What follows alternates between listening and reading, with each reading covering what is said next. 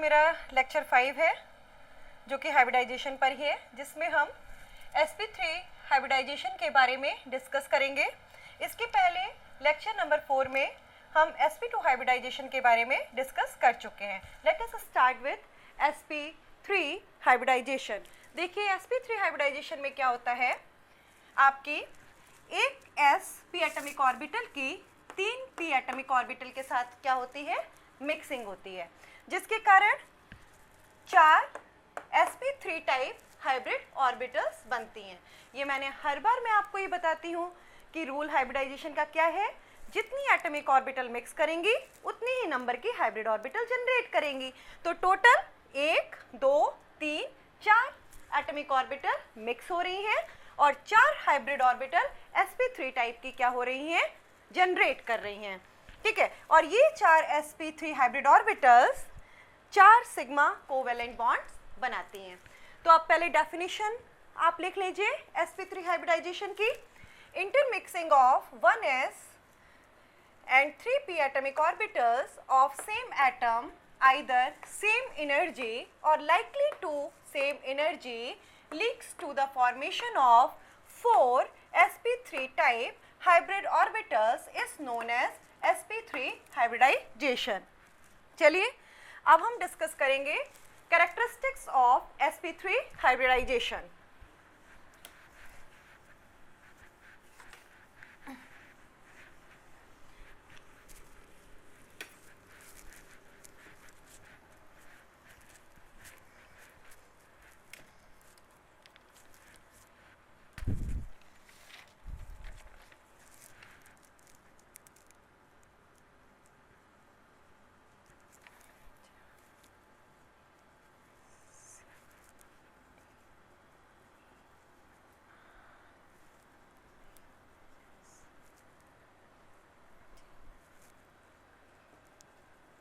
Characteristics of sp3 hybridization. हाँ, first point क्या होगा इसका, all the four sp3 hybrid orbitals are completely equivalent and symmetrical। चारों sp3 hybrid orbitals जो form हो रही हैं वो हर तरह से, चाहे सिमेट्री की रिस्पेक्ट में हो या एनर्जी के रिस्पेक्ट में हो, वो क्या होंगी, आपकी आइडेंटिकल होंगी, सेम होंगी। Second point, all 4 hybrid orbitals are directed towards the corner of the tetrahedron. Hence, the geometry of the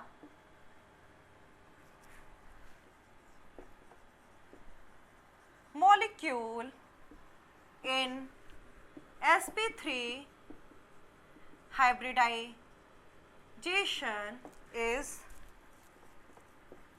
tetrahedral। क्या होगी आपकी, टेट्राहेड्रल होगी। देखिए मैं बना रही हूँ कि what you mean by the tetrahedral geometry. जैसे मान लीजिए आपकी एक हाइब्रिड ऑर्बिटल इधर चली गई, एक हाइब्रिड ऑर्बिटल इधर चली जाती है, एक इधर आ जाती है और ये एक इधर आ जाती है, और अगर आप इसको मिलाएं इनकी एक्सेस को, तो देखिए ये ऐसा लग रहा है कि क्या है, आपका रेगुलर टेट्राहेड्रॉन के शेप का लग रहा है। यानी आपकी जो 4 हाइब्रिड ऑर्बिटल है वो 4 अलग अलग कोने पे चली जाती हैं, ताकि उनके बीच में या उनके अंदर जो इलेक्ट्रॉन्स पाए जा रहे हैं, उन इलेक्ट्रॉन्स के बीच में लगने वाला रिपल्सिव फोर्स क्या हो, मिनिमाइज हो। अब हम इसको मॉलिक्यूलर ऑर्बिटल डायग्राम के रिस्पेक्ट में बनाएंगे सेम चीज को। ये आपकी एक sp3 हाइब्रिड ऑर्बिटल है, ये आपकी दूसरी sp3 हाइब्रिड ऑर्बिटल है, ये आपकी तीसरी sp3 हाइब्रिड ऑर्बिटल है, ये आपकी चौथी sp3 हाइब्रिड ऑर्बिटल है। ठीक, अब इसको हम अगर मॉलिक्यूलर ऑर्बिटल के डायग्राम में बनाएं तो हमने आपको बताया था कि एक हाइब्रिड ऑर्बिटल का शेप क्या होता है, एक बिग लोब होता है और एक स्मॉल लोब होता है। एक बिग लोब है दिस वन और एक स्मॉल लोब है। ठीक है, ये एक हाइब्रिड ऑर्बिटल का शेप है। तो इस तरह की कितनी हाइब्रिड ऑर्बिटल sp3 हाइब्रिडाइजेशन बनेंगी, 4 बनेंगी। ठीक है, और चारों का हम अब यहाँ डायग्राम बनाने जा रहे हैं।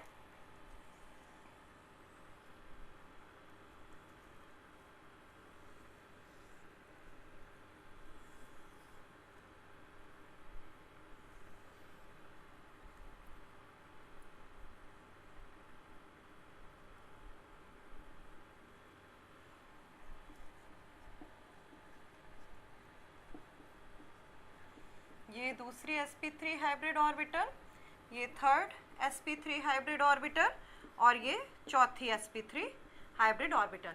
चारों sp3 हाइब्रिड ऑर्बिटल आपको क्या बनाएंगी, 4 सिग्मा बॉन्ड बनाएंगी डिफरेंट एटम्स के साथ या फिर सेम एटम के साथ। अब देखिए, अब इसके अंदर आप आ जाइए नेक्स्ट पॉइंट पे। नेक्स्ट पॉइंट ये है कि जितनी भी आपकी sp3 हाइब्रिडाइजेशन होता है उसमें sp3 हाइब्रिड ऑर्बिटल्स के बीच में कितना बॉन्ड एंगल होता है, 109 डिग्री 28 मिनट होता है। तो लिख लीजिए next point, in sp3 hybridization the bond angle is 109 degree 28 minute. Next point, जब सारी p एटॉमिक ऑर्बिटल की s एटॉमिक ऑर्बिटल के साथ मिक्सिंग हो गई तो क्या उसमें कोई भी अनहाइब्रिडाइज्ड p एटॉमिक ऑर्बिटल बचेगी, बताइए, नहीं, कोई भी अनहाइब्रिडाइज्ड p एटॉमिक ऑर्बिटल नहीं बचेगी। तो लिख लीजिए, there is no unhybridized p atomic orbital. तो इसमें क्या होगा, कोई भी पाई बॉन्ड का फॉर्मेशन होगा, नहीं होगा, क्योंकि सिर्फ और सिर्फ अनहाइब्रिडाइज्ड p एटॉमिक ऑर्बिटल ही दूसरे एटम के अनहाइब्रिडाइज्ड p एटॉमिक ऑर्बिटल के साथ लेटरल ओवरलैपिंग करके क्या बनाती हैं, पाई बॉन्ड बनाती हैं। जब इसके अंदर अनहाइब्रिडाइज्ड p एटॉमिक ऑर्बिटल ही नहीं है तो पाई बॉन्ड की भी कहीं पे बात नहीं होगी। ठीक है, there is no pi bond. ठीक है, यानी जितने आपके सैचुरेटेड हाइड्रोकार्बन्स हैं यानी एल्केन्स, वो किस तरह के हाइब्रिडाइजेशन में होंगे, sp3 हाइब्रिडाइजेशन में होंगे। ठीक है, all saturated hydrocarbons like alkane and their derivatives are in sp3 hybridization। ठीक है,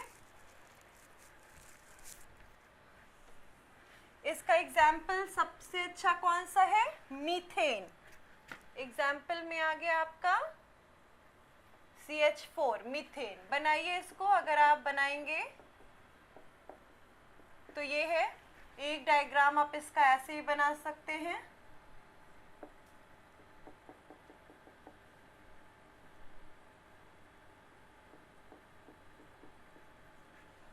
देखिए, जो बॉन्ड मैंने, ये आपके CH4 मॉलिक्यूल का स्ट्रक्चर है। इसमें मैंने दिखाया है कि देखिए CH4 मॉलिक्यूल में आपकी, अगर ये आपकी 4 sp3 हाइब्रिड ऑर्बिटल है तो ये आपकी क्या है, रेगुलर टेट्राहेड्रन 4 कॉर्नर्स में है और इनके बीच में क्या है, 109 डिग्री 28 मिनट का क्या है, एंगल है। ज्योमेट्री क्या है, टेट्राहेड्रल है मीथेन मॉलिक्यूल की। ठीक है, अच्छा, इस बॉन्ड को जो मैं दिखा रही हूँ इसके अंदर हम बता दें आपको, इसको बिल्कुल आप ऐसे देखिए, ये है आपका CH4 मॉलिक्यूल, देखिए,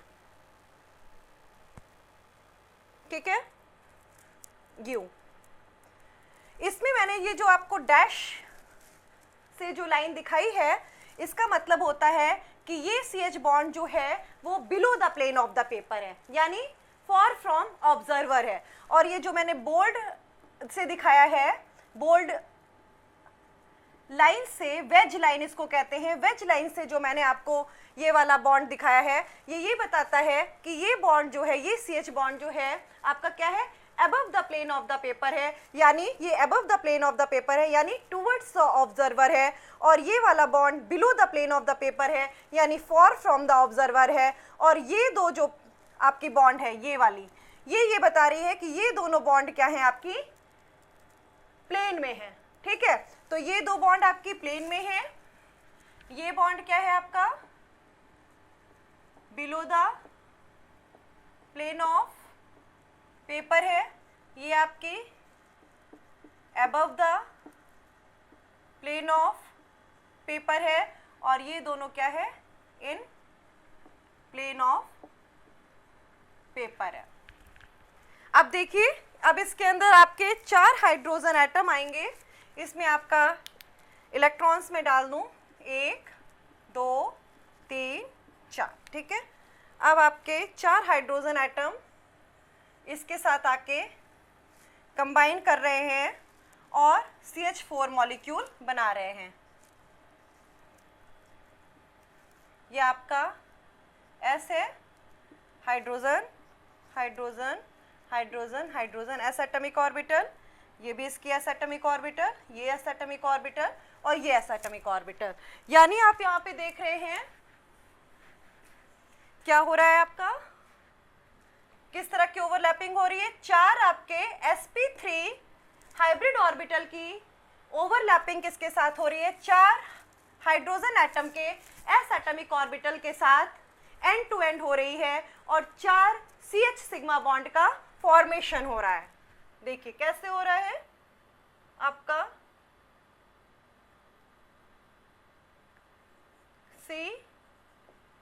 C4CsP3 और आपका HS आपका क्या बनाएगा, 4CH सिग्मा बॉन्ड्स बनाएगा। ठीक है, लास्ट पॉइंट जो सबसे इंपॉर्टेंट पॉइंट है इसका, वो ये है कि परसेंटेज ऑफ S कैरेक्टर इसमें कितना होता है। ठीक है, तो sp3 हाइब्रिडाइजेशन में, in sp3 hybridization percentage of S character is 25%। कैसे निकाला इसमें आपने, एक number of S atomic orbital undergo mixing 1, total number of hybrid orbital formed in sp3 hybridization 4, और परसेंटेज में निकालना 100 से आपने मल्टीप्लाई कर दिया, कितना आ गया, 25%। ठीक है, अब हम यहाँ पे एक बार फिर से रिवाइज कर ले कि sp3 हाइब्रिडाइजेशन में क्या होता है। sp3 हाइब्रिडाइजेशन में एक S की तीनों P के साथ मिक्सिंग होती है, 4 हाइब्रिड ऑर्बिटल्स जनरेट करती हैं, कोई भी अनहाइब्रिडाइज्ड p एटॉमिक ऑर्बिटल नहीं पाई जाती है, कोई भी पाई बॉन्ड नहीं पाया जाता है, बॉन्ड एंगल 109 डिग्री 28 मिनट होता है, ज्योमेट्री मॉलिक्यूल की टेट्राहेड्रल होती है, और मैंने क्या बताया, परसेंटेज ऑफ S कैरेक्टर क्या होता है आपका, 25% होता है। जितने भी आपके सैचुरेटेड हाइड्रोकार्बन्स और उनके डेरिवेटिव्स हैं, वो सारे आपके किस में पाए जाते हैं, sp3 हाइब्रिडाइजेशन में पाए जाते हैं। तो यहाँ पे इस लेक्चर नंबर 5 में मैंने आप लोगों को sp3 हाइब्रिडाइजेशन के बारे में बताया है। अब लेक्चर नंबर 6 में हम आपको बताएंगे कि कैसे आप डिफरेंट एटम्स के लिए हाइब्रिडाइजेशन निकाल सकते हैं। उसके लिए हम आपको कुछ ट्रिकी मेथड्स भी बताएंगे और कुछ फॉर्मूलेज बताएंगे, जो कि हम अपने लेक्चर नंबर 6 में क्या करेंगे, आपसे डिस्कस करेंगे। Then bye.